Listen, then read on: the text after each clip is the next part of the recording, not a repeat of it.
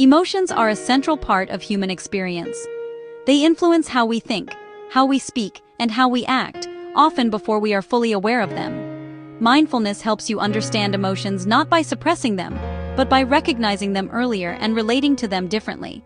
Many emotional reactions happen automatically. A situation occurs, an emotion arises, and a reaction follows, sometimes within seconds. When this process goes unnoticed, emotions can feel overwhelming or out of control. Mindfulness creates space in this process. By becoming aware of emotions as they arise, you give yourself time to respond instead of reacting automatically. Emotions are not problems to fix. They are natural responses to situations. The difficulty often comes not from the emotion itself, but from how quickly we act on it without awareness. Emotions are also closely connected to the body. Often, you feel an emotion physically before you can name it. Tightness in the chest, heat in the face, heaviness in the stomach, or restlessness in the body can all be early signs. Mindfulness helps you notice these signals before emotions escalate. Working with emotions in mindfulness does not mean analyzing why you feel a certain way. It means noticing what is happening as it is happening, with clarity and without judgment. This skill is especially important in daily life, during stress, conflict, or uncertainty. Recognizing emotions early helps prevent them from controlling your behavior. Now we will practice mindfulness with emotions in a structured way. Sit comfortably, with your spine upright, but relaxed. Allow your shoulders to soften and your hands to rest naturally.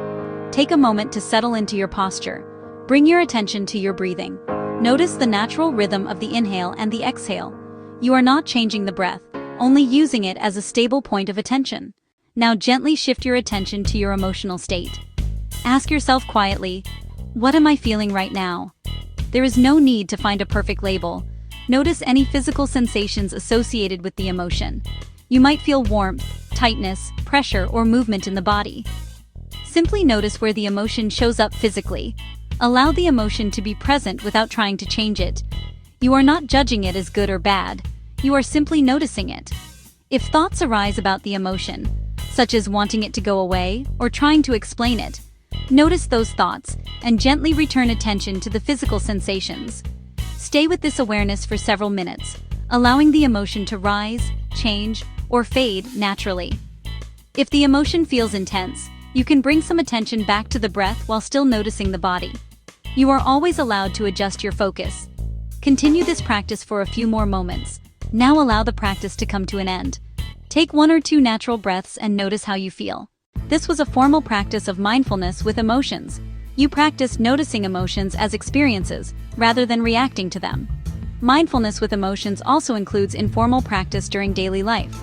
Here is a simple informal practice you can try today. When you notice a strong emotion during the day, pause briefly and notice where you feel it in your body. You do not need to change the emotion. Simply notice it before responding. This pause may last only a few seconds, but it can change how you react. For daily practice, set aside 2 to 5 minutes to practice noticing emotions, just as you did now. You can do this after a stressful moment or at a regular time each day. If no strong emotion is present, you can practice by noticing subtle emotional tones, such as calm, tension, or neutrality.